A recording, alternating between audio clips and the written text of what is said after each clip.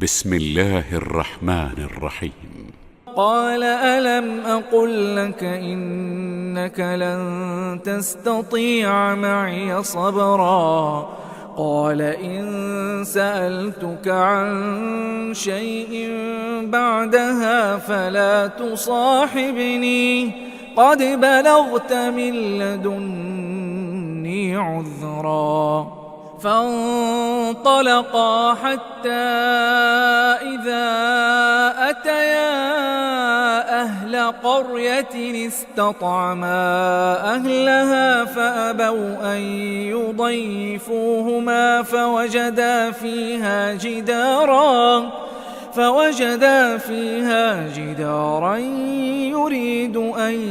ينقض فأقامه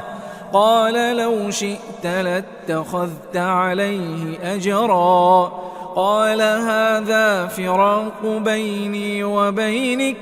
سأنبئك بتأويل ما لم تستطع عليه صبرا أما السفينة فكانت لمساكين يعملون في البحر فأردت أن أعيبها وكان وراءهم ملك يأخذ كل سفينة غصبا وأما الغلام فكان أبواه مؤمنين فخشينا أن يرهقهما طغيانا وكفرا فأردنا أن يبدلهما ربهما خيرا منه زكاة وأقرب رحما وأما الجدار فكان لغلامين يتيمين في المدينة وكان تحته كنز لهما وكان أبوهما صالحا فأراد ربك أن يبلغا أشدهما ويستخرجا كنزهما رحمة من ربك وما فعلته عن أمري ذلك تأويل ما لم تسطع عليه صبرا ويسألونك عن ذي القرنين قل سأتلو عليكم منه ذكرا إنا مكنا له في الأرض وآتيناه من كل شيء سببا فأتبع سببا حتى إذا بلغ مغرب الشمس وجدها تغرب في عين حمئة ووجد عندها قوما قلنا يا ذا القرنين إما أن تعذب وإما أن تتخذ فيهم حسنا قال أما من ظلم فسوف نعذبه ثم يرد إلى ربه فيعذبه عذابا نكرا وأما من آمن وعمل صالحا فله جزاء الحسنى وسنقول له من أمرنا يسرا ثم أتبع سببا حتى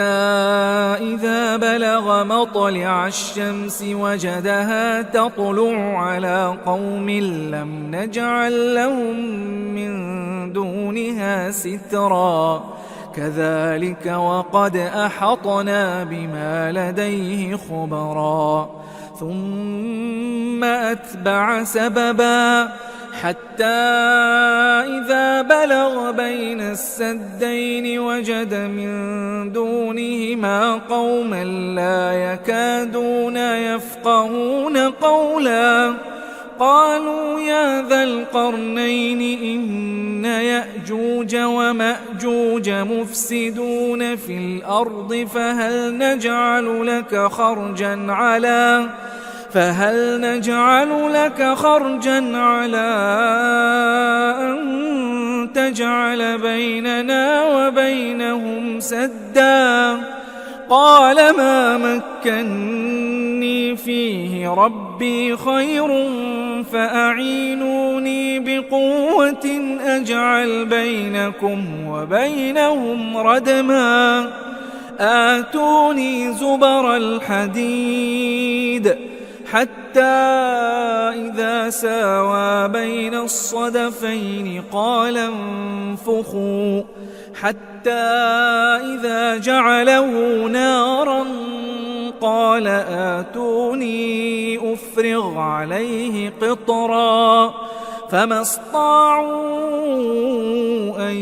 يظهروه وما استطاعوا له نقبا قال هذا رحمة من ربي فإذا جاء وعد ربي جعله دكاء وكان وعد ربي حقا وتركنا بعضهم يومئذ يموج في بعض ونفخ في الصور فجمعناهم جمعا وعرضنا جهنم يومئذ للكافرين عرضا الذين كانت أعينهم في غطاء عن ذكري وكانوا لا يستطيعون سمعا أفحسب الذين كفروا أن يتخذوا عبادي من دوني أولياء إنا أعتدنا جهنم للكافرين نزلا قل هل ننبئكم بالأخسرين أعمالا الذين ضل سعيهم في الحياة الدنيا وهم يحسبون أنهم يحسنون صنعا أولئك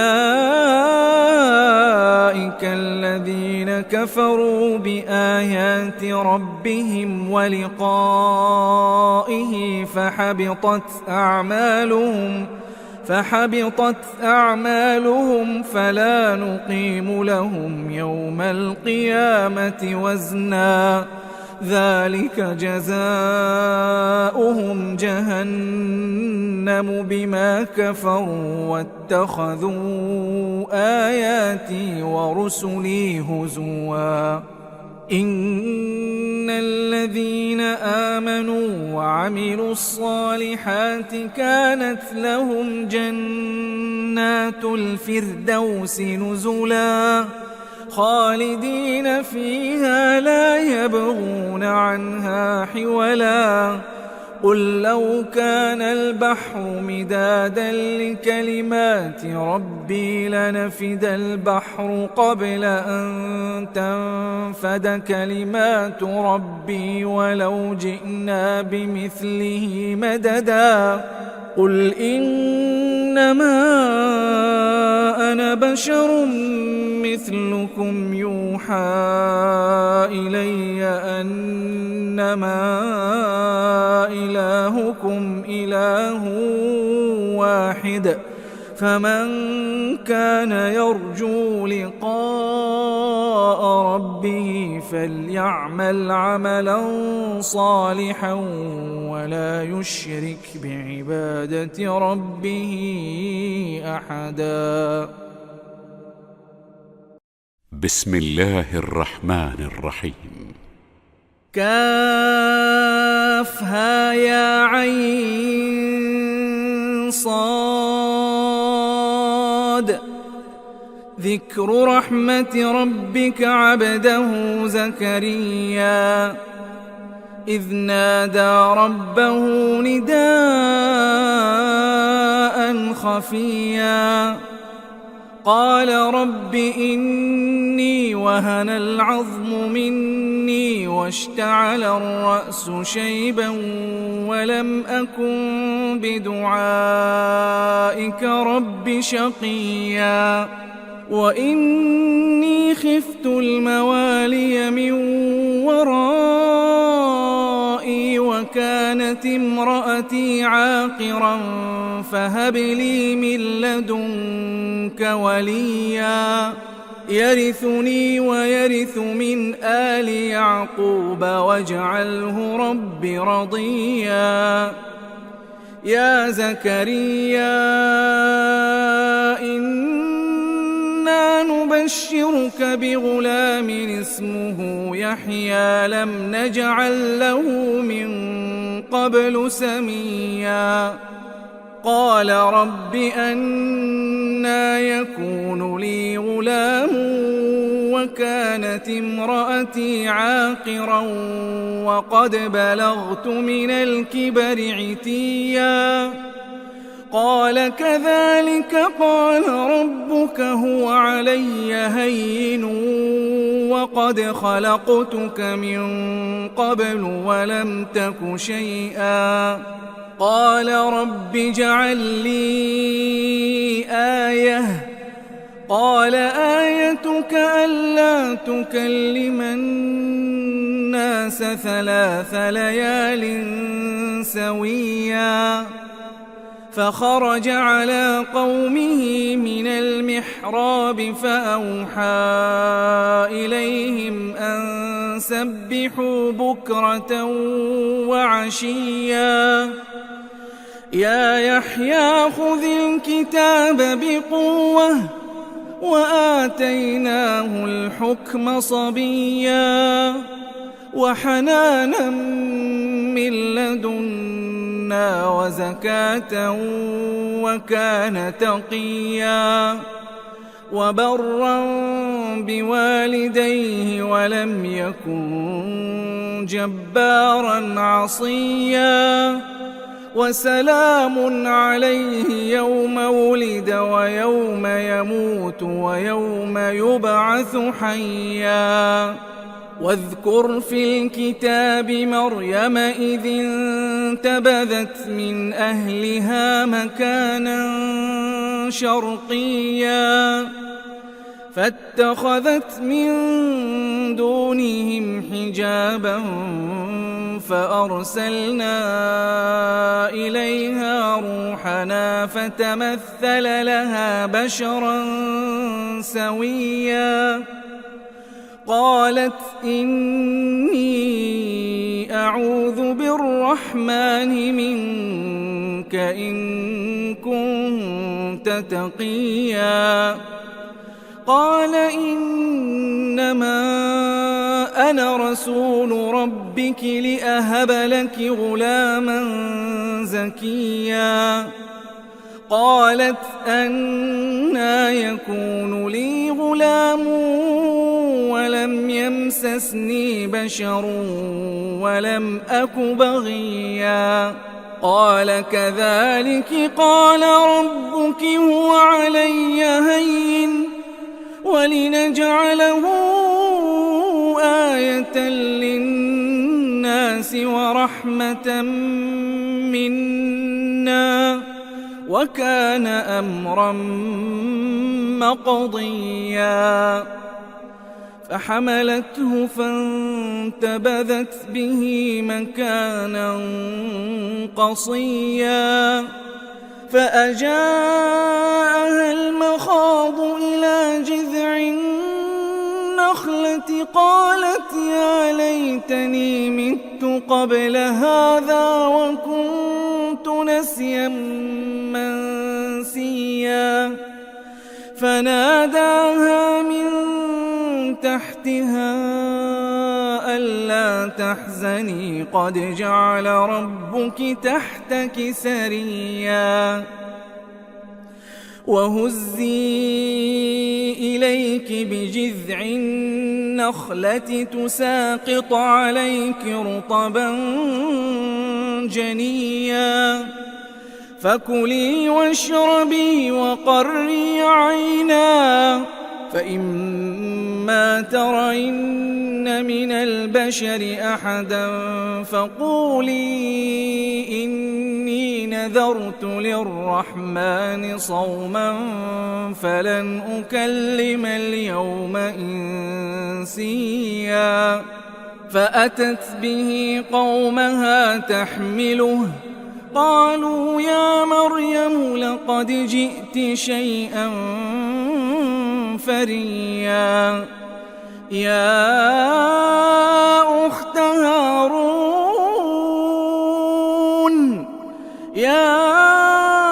أخت هارون ما كان أبوك امرأ سوء وما كانت أمك بغيا. فأشارت إليه، قالوا كيف نكلم من كان في المهد صبيا. قال إني عبد الله آتاني الكتاب وجعلني نبيا وجعلني مباركا أينما كنت وأوصاني بالصلاة والزكاة ما دمت حيا وبرا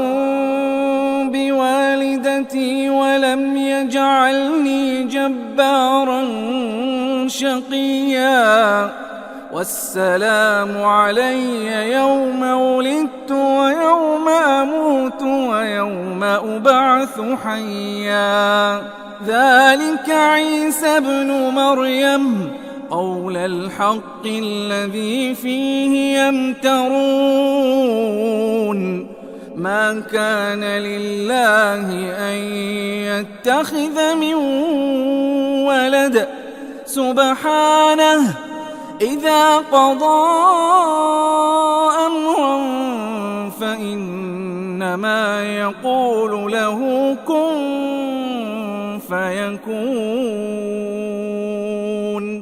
وإن الله ربي وربكم فاعبدوه،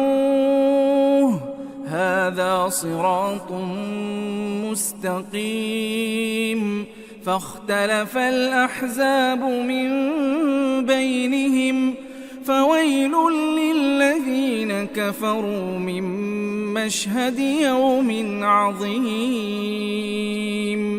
أسمع بهم وأبصر يوم يأتوننا، لكن الظالمون اليوم في ضلال مبين. وأنذرهم يوم الحسرة إذ قضي الأمر وهم في غفلة وهم لا يؤمنون. إنا نحن نرث الأرض ومن عليها وإلينا يرجعون. واذكر في الكتاب إبراهيم، إنه كان صديقا نبيا، إذ قال لأبيه يا أبت لم تعبد ما لا يسمع ولا يبصر ولا يغني عنك شيئا. يا أبت إني قد جاءني من العلم ما لم يأتك فاتبعني أهدك صراطا سويا. يا أبت لا تعبد الشيطان، إن الشيطان كان للرحمن عصيا. يا أبت إني أخاف أن يمسك عذاب من الرحمن فتكون للشيطان وليا. قال أراغب أنت عن آلهتي يا إبراهيم لئن لم تنته لأرجمنك واهجرني مليا قال سلام عليك سأستغفر لك ربي إنه كان بي حفيا وأعتزلكم وما تدعون من دون الله وأدعو ربي عسى ألا أكون بدعاء ربي شقيا فلما اعتزلهم وما يعبدون من دون الله وهبنا له إسحاق ويعقوب وكلا جعلنا نبيا ووهبنا لهم من رحمتنا وجعلنا لهم لسان صدق عليا واذكر في الكتاب موسى إنه كان مخلصا وكان رسولا نبيا وناديناه من جانب الطور الأيمن وقربناه نجيا ووهبنا له من رحمتنا أخاه هارون نبيا واذكر في الكتاب إسماعيل إنه كان صادق الوعد وكان رسولا نبيا وكان يأمر أهله بالصلاة والزكاة وكان عند ربه مرضيا واذكر في الكتاب إدريس إنه كان صديقا نبيا ورفعناه مكانا عليا أولئك الذين أنعم الله عليهم من النبيين من ذرية آدم وممن حملنا مع نوح ومن ذرية إبراهيم وإسرائيل وممن هدينا واجتبينا إذا تتلى عليهم آيات الرحمن خروا سجدا وبكيا فخلف من بعدهم خلف أضاعوا الصلاة واتبعوا الشهوات فسوف يلقون غيا إلا من تاب وآمن وعمل صالحا فأولئك يدخلون الجنة ولا يظلمون شيئا جنات عدن التي وعد الرحمن عباده بالغيب إنه كان وعده مأتيا لا يسمعون فيها لغوا إلا سلاما ولهم رزقهم فيها بكرة وعشيا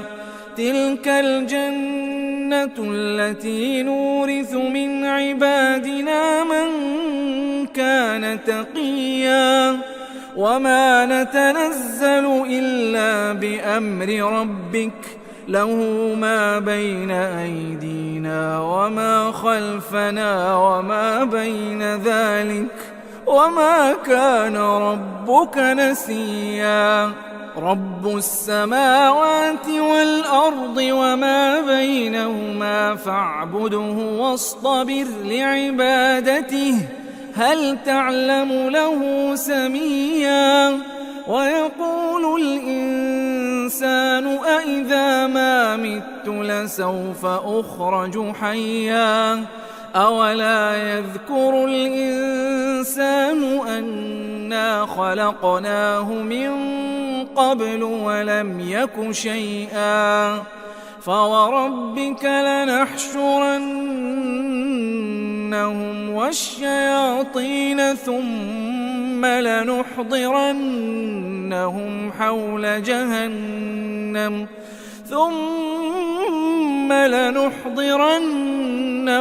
حول جهنم جثيا ثم لننزعن من كل شيعة أيهم أشد على الرحمن عتيا ثم لنحن أعلم بالذين هم أولى بها صليا وإن منكم إلا واردها كان على ربك حتما مقضيا ثم ننجي الذين اتقوا ونذر الظالمين فيها جثيا وإذا تتلى عليهم آياتنا بينات قال الذين كفروا للذين آمنوا أي الفريقين خير مقاما قال الذين كفروا للذين آمنوا أي الفريقين خير مقاما وأحسن نديا وكم أهلكنا قبلهم من قرن هم أحسن أثاثا ورئيا قل من كان في الضلالة فليمدد له الرحمن مدا حتى إذا رأوا ما يوعدون إما العذاب وإما الساعة فسيعلمون من هو شر مكانا وأضعف جندا ويزيد الله الذين اهتدوا هدى والباقيات الصالحات خير عند ربك ثوابا وخير مردا أفرأيت الذي كفر بآياتنا وقال لأوتين مالا وولدا أطلع الغيب أم اتخذ عند الرحمن عهدا كلا سنكتب ما يقول ونمد له من العذاب مدا ونرثه ما يقول ويأتينا فردا واتخذوا من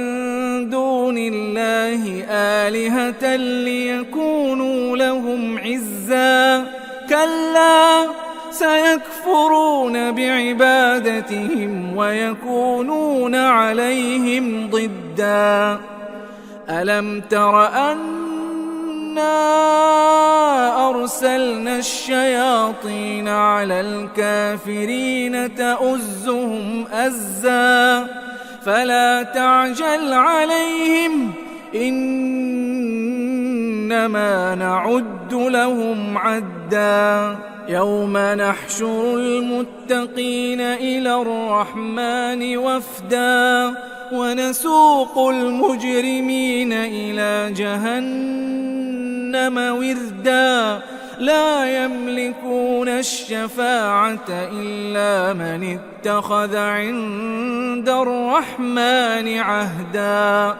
وقالوا اتخذ الرحمن ولدا لقد جئتم شيئا إدا تكاد السماوات يتفطرن منه وتنشق الأرض وتخر الجبال هدا أن دعوا للرحمن ولدا وما ينبغي للرحمن أن يتخذ ولدا إن كل من في السماوات والأرض إلا آتي الرحمن عبدا لقد أحصاهم وعدهم عدا وكلهم آتيه يوم القيامة فردا إن الذين آمنوا وعملوا الصالحات سيجعل لهم الرحمن ودا فإنما يسرناه بلسانك لتبشر به المتقين وتنذر به قوما لدا وكم أهلكنا قبلهم من قرن هل تحس منهم من أحد أو تسمع لهم ركزا بسم الله الرحمن الرحيم طه ما أنزلنا عليك القرآن لتشقى إلا تذكرة لمن يخشى تنزيلا ممن خلق الأرض والسماوات العلا الرحمن على العرش استوى له ما في السماوات وما في الأرض وما بينهما وما تحت الثرى وإن تجهر بالقول فإنه يعلم السر وأخفى الله لا إله إلا هو له الأسماء الحسنى وهل أتاك حديث موسى إذ رأى نارا فقال لأهلهم كثوا إني آنست نارا لعلي آتيكم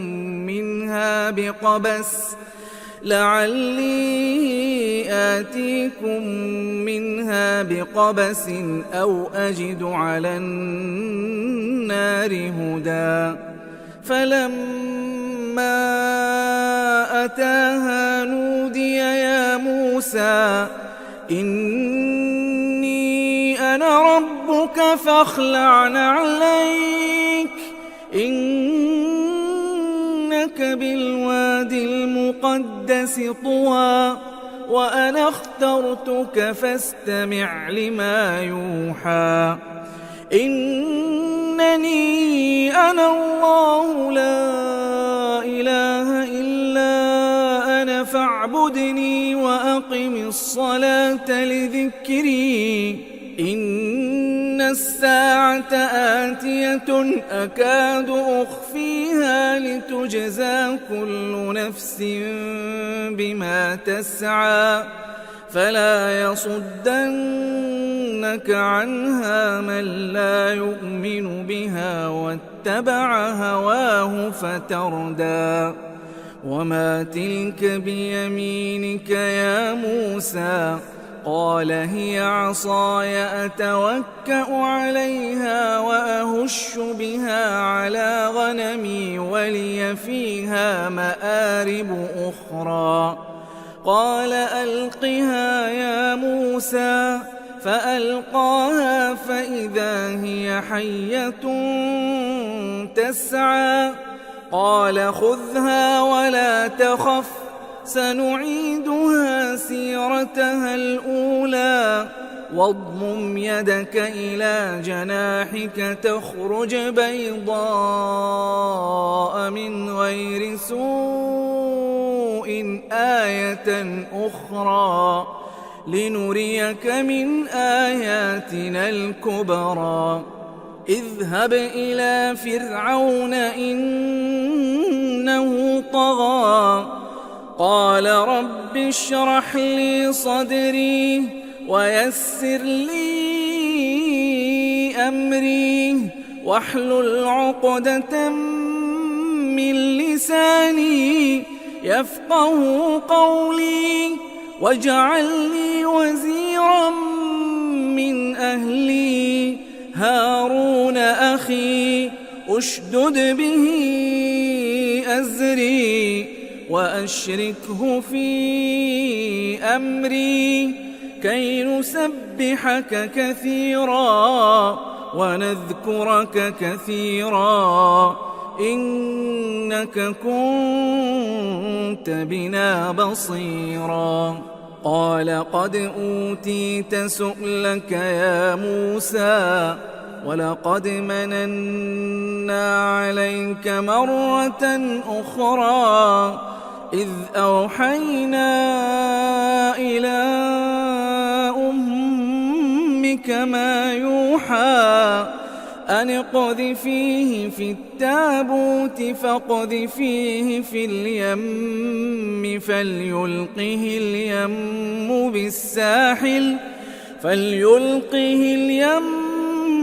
بالساحل يأخذه عدو لي وعدو له وألقيت عليك محبة مني ولتصنع على عيني إذ تمشي أختك فتقول هل أدلكم على من يكفله فرجعناك إلى أمك كي تقر عينها ولا تحزن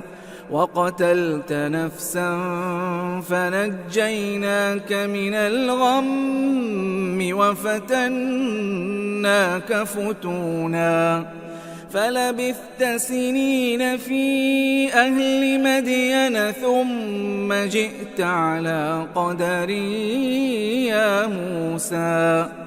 واصطنعتك لنفسي اذهب أنت وأخوك بآياتي ولا تنيا في ذكري اذهبا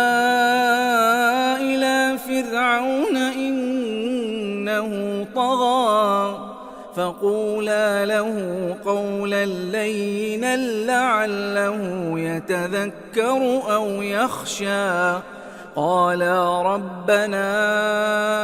إننا نخاف أن يفرط علينا أو أن يطغى قال لا تخافا إنني معكما أسمع وأرى فأتياه فقولا إنا رسولا ربك فأرسل معنا بني إسرائيل ولا تعذبهم قد جئناك بآية من ربك والسلام على من اتبع الهدى إنا قد أوحي إلينا أن العذاب على من كذب وتولى قال فمن ربكما يا موسى قال ربنا الذي أعطى كل شيء خلقه ثم هدى قال فما بال القرون الأولى قال علمها عند ربي في كتاب لا يضل ربي ولا ينسى الذي جعل لكم الأرض مهدا وسلك لكم فيها سبلا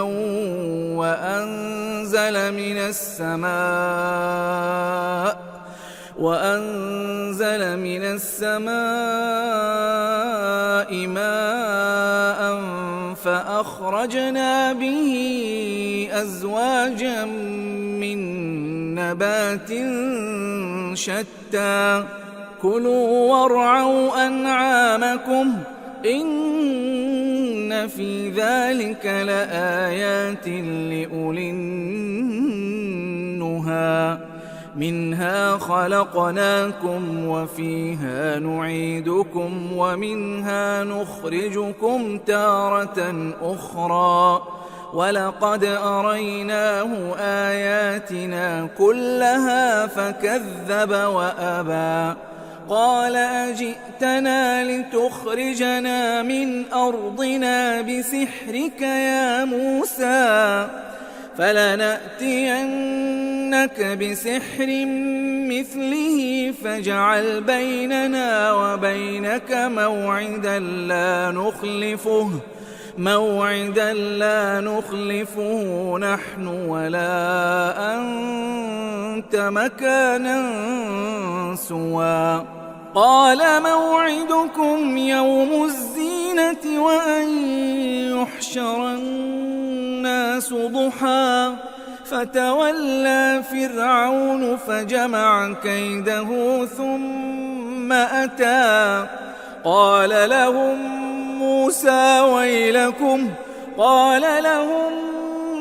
موسى ويلكم لا تفتروا على الله كذبا فيسحتكم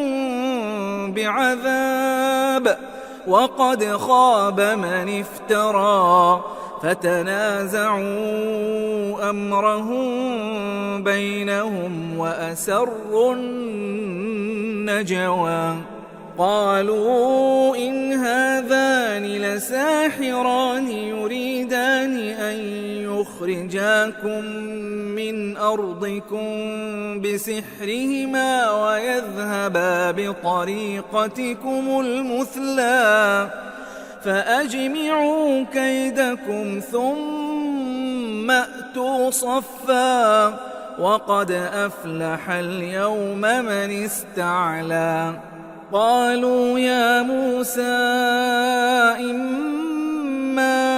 أن تلقي وإما أن نكون أول من ألقى قال بل ألقوا فإذا حبالهم وعصيهم يخيل إليه من سحرهم أنها تسعى فأوجس في نفسه خيفة موسى قلنا لا تخف إنك أنت الأعلى وألق ما في يمينك تلقف ما صنعوا إنما صنعوا كيد ساحر ولا يفلح الساحر حيث أتى فألقي السحرة سجدا قالوا آمنا برب هارون وموسى قال آمنتم له قبل أن آذن لكم إنه لكبيركم الذي علمكم السحر فلأقطعن أيديكم وأرجلكم من خلاف ولأصلبنكم في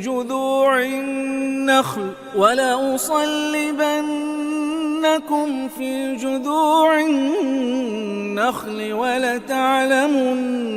أينا أشد عذابا وأبقى قالوا لن نؤثرك على ما جاءنا من البينات والذي فطرنا فاقض ما أنت قاض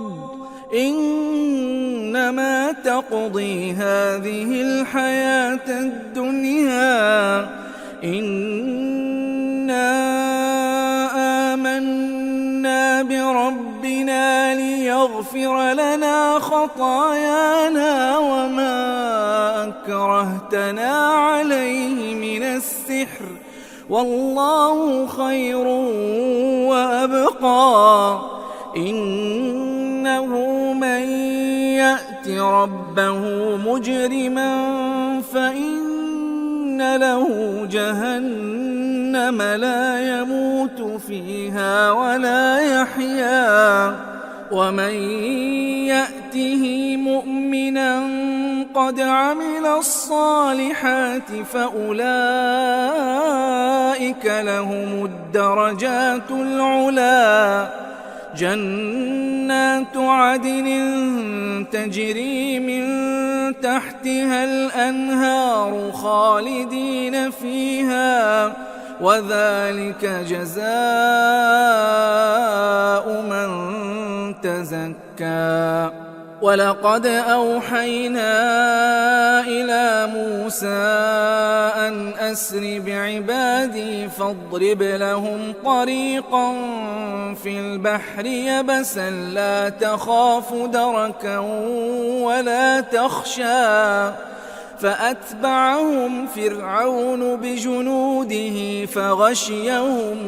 من اليم ما غشيهم وأضل فرعون قومه وما هدى يا بني إسرائيل قد أنجيناكم من عدوكم وواعدناكم جانب الطور الأيمن ونزلنا عليكم المن والسلوى كلوا من طيبات ما رزقناكم ولا تطغوا فيه فيحل عليكم غضبي ومن يحلل عليه غضبي فقد هوى وإني لغفار لمن تاب وآمن وعمل صالحا ثم اهتدى وما أعجلك عن قومك يا موسى قال هم أولئك على أثري وعجلت إليك رب لترضى قال فإنا قد فتنا قومك من بعدك وأضلهم السامري فرجع موسى إلى قومه غضبان أسفا قال يا قوم ألم يعدكم ربكم وعدا حسنا أفطال عليكم العهد أم أردتم أن يحل عليكم غضب من ربكم فأخلفتم موعدي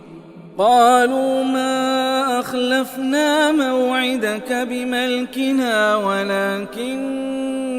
حملنا أوزارا من زينة القوم فقذفناها فكذلك ألقى السامري فأخرج لهم عجلا جسدا له خوار فقالوا هذا إلهكم وإله موسى فنسي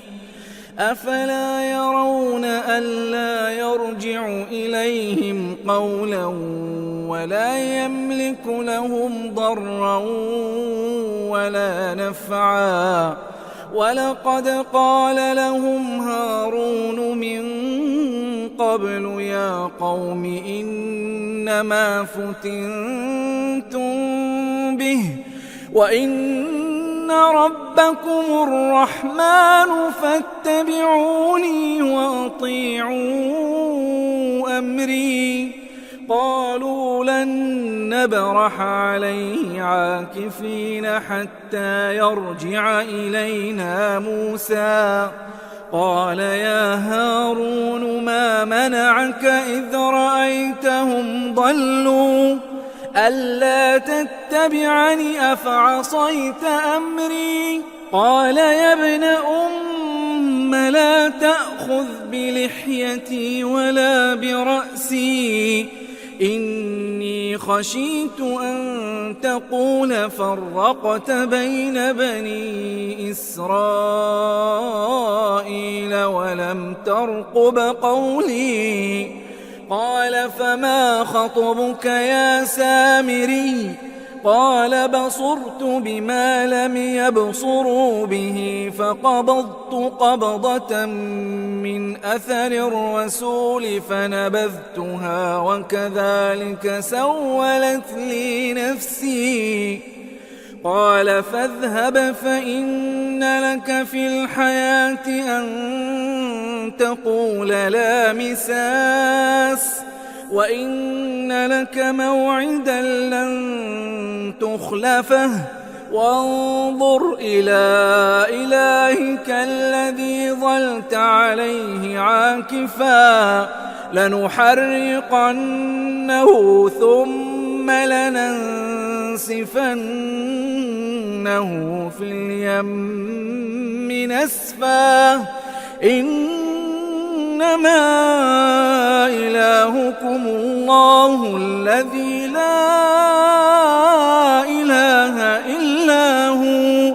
وسع كل شيء علما كذلك نقص عليك من أنباء ما قد سبق وقد آتيناك من لدنا ذكرا من أعرض عنه فإنه يحمل يوم القيامة وزرا خالدين فيه وساء لهم يوم القيامة حملا يوم ينفخ في الصور ونحشر المجرمين يومئذ زرقا يتخافتون بينهم إن لبثتم إلا عشرا نحن أعلم بما يقولون إذ يقول أمثلهم طريقة إن لبثتم إلا يوما ويسألونك عن الجبال فقل ينسفها ربي نسفا فيذرها قاعا صفصفا لا ترى فيها عوجا ولا أمتا يومئذ يتبعون الداعي لا عوج له وخشعت الأصوات للرحمن فلا تسمع إلا همسا يومئذ لا تنفع الشفاعة إلا من أذن له الرحمن ورضي له قولا يعلم ما بين أيديهم وما خلفهم ولا يحيطون به علما وعنت الوجوه للحي القيوم وقد خاب من حمل ظلما ومن يعمل من الصالحات وهو مؤمن فلا يخاف ظلما ولا هضما وكذلك أنزلناه قرآنا عربيا وصرفنا فيه من الوعيد لعلهم يتقون أو يحدث لهم ذكرا فتعالى الله الملك الحق ولا تعجل بالقرآن من قبل أن يقضى إليك وحيه وقل رب زدني علما ولقد عهدنا إلى آدم من قبل فنسي ولم نجد له عزما وإذ قلنا للملائكة اسجدوا لآدم فسجدوا إلا إبليس أبى فقلنا يا آدم إن هذا عدو لك ولزوجك فلا يخرجنكما من الجنة فتشقى إن لك ألا تجوع فيها ولا تعرى وأنك لا تظمأ فيها ولا تضحى.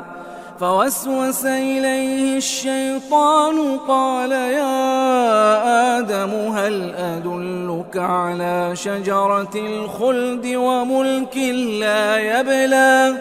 فأكلا منها فبدت لهما سوآتهما وطفقا يخصفان عليهما من ورق الجنة وعصى آدم ربه فغوى ثم اجتباه ربه فتاب عليه وهدى. قال اهبطا منها جميعا بعضكم لبعض عدو فإما يأتينكم مني هدى فمن اتبع هداي فلا يضل ولا يشقى ومن أعرض عن ذكري فإن له معيشة ضنكا ونحشره يوم القيامة أعمى. قال رب لم حشرتني أعمى وقد كنت بصيرا؟ قال كذلك أتتك آياتنا فنسيتها وكذلك اليوم تنسى.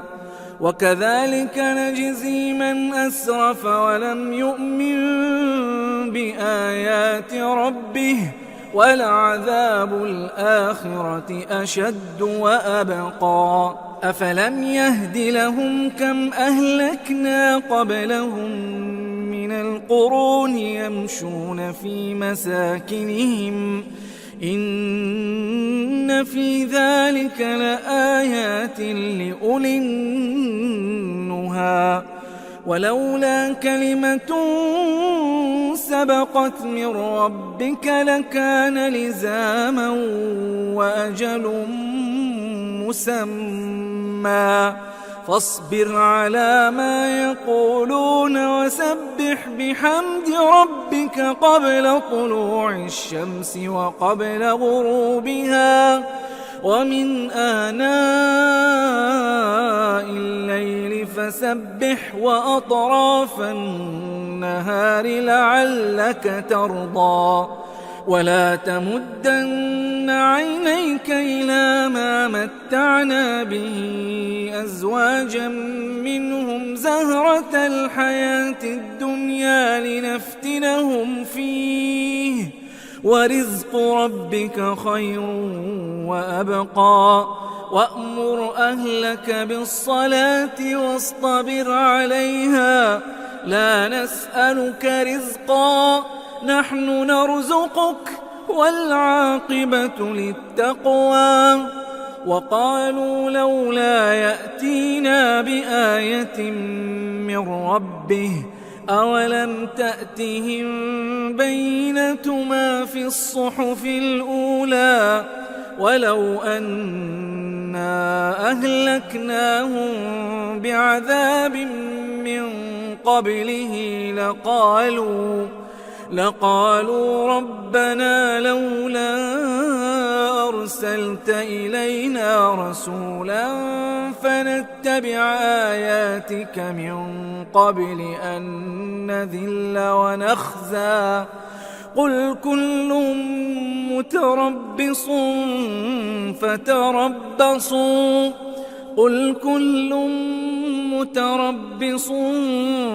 فتربصوا